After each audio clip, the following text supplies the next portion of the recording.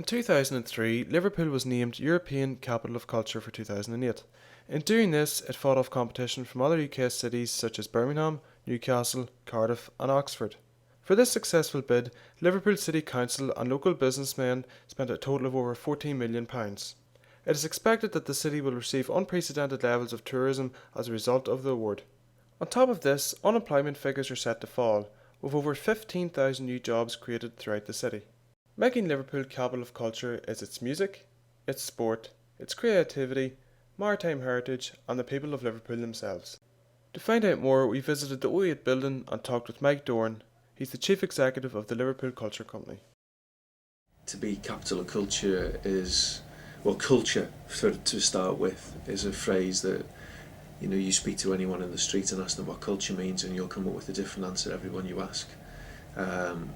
I suppose primarily the mission statement, if you wanted one for the culture company, is to deliver a year-long programme of events for 2008 that showcase Liverpool and the UK, because we are Britain's representative in the best possible light. The city has had mixed fortunes, but can now look forward to a brighter future, starting in 2008. I'm Frank Carlisle, and I'm a historian. In the past 40 years, we have come out of, the decline, went right to the decline of Liverpool during the 70s and the 80s, in particular the 80s, and now we're on the rise.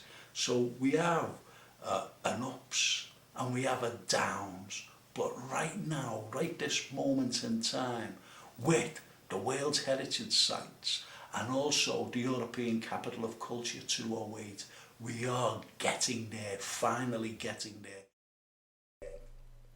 Unfortunately, Liverpool has quite a high crime record.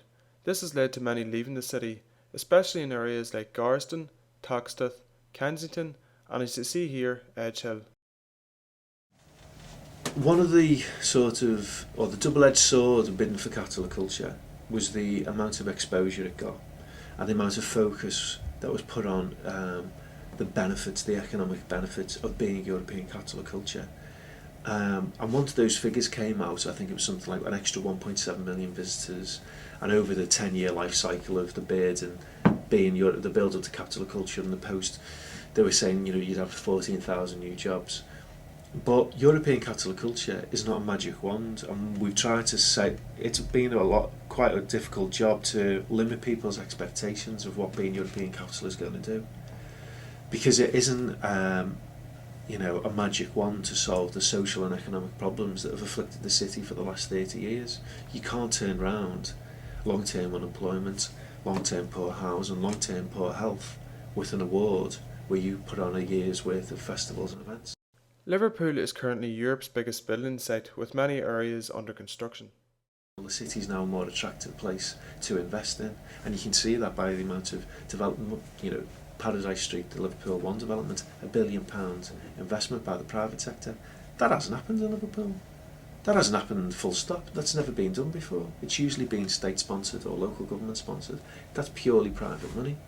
The number of hotels that are being built, the arena, the arena itself and the convention centre with it are probably the two most important developments the city's had in the last 30 years.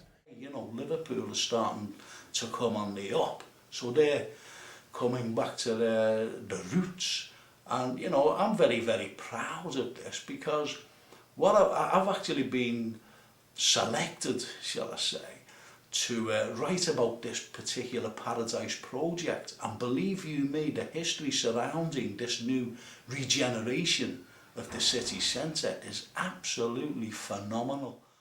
A key part of the bid for Liverpool's Capital of Culture status was the building of the Fourth Grace. Later the plans were scrapped due to the lack of funding. It turned out that the spec that the architect Will Alsop was building to wasn't going to be able to be substantiated in terms of the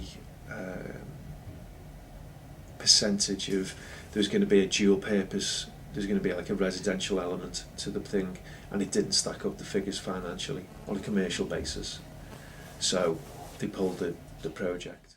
You've now got the new Museum of Liverpool, which is now being built on the same site, and the money that the local regional development agency pulled from the Fourth Grace project got put into the new museum, and it also got put into the arena. So instead of having the Fourth Grace, we're now getting 2 buildings for the price of one. The last UK city to gain European Capital of Culture status was Glasgow in 1990. Since then, the city has seen a huge upturn in financial and social fortunes. We've looked at, Glasgow is, fits perfectly with Liverpool. It's a port, a faded port. It's a big city. It's got huge inner city issues. I would argue, actually, that Liverpool's already ahead of the game in terms of where Glasgow was when it was 1990 City of Culture. A lot of the regeneration in Glasgow didn't happen for 3 or 4 years after. Whereas the regeneration of Liverpool's already happening, and you only have to walk around the city to see that. There's something like about £5 billion worth of regeneration projects either physically taking place or about to take place. That's the new arena and convention centre, the cruise liner terminal, the Liverpool One development, the new museum on the waterfront. There's a huge amount of projects going on, and I could probably name about another 20-30 projects if I had the time. I just can't put it into words because it's very emotional, and to see Liverpool now on the way up, I'm just very, very proud of my city, my citizens, and most of all, the people who have actually put us back on the map.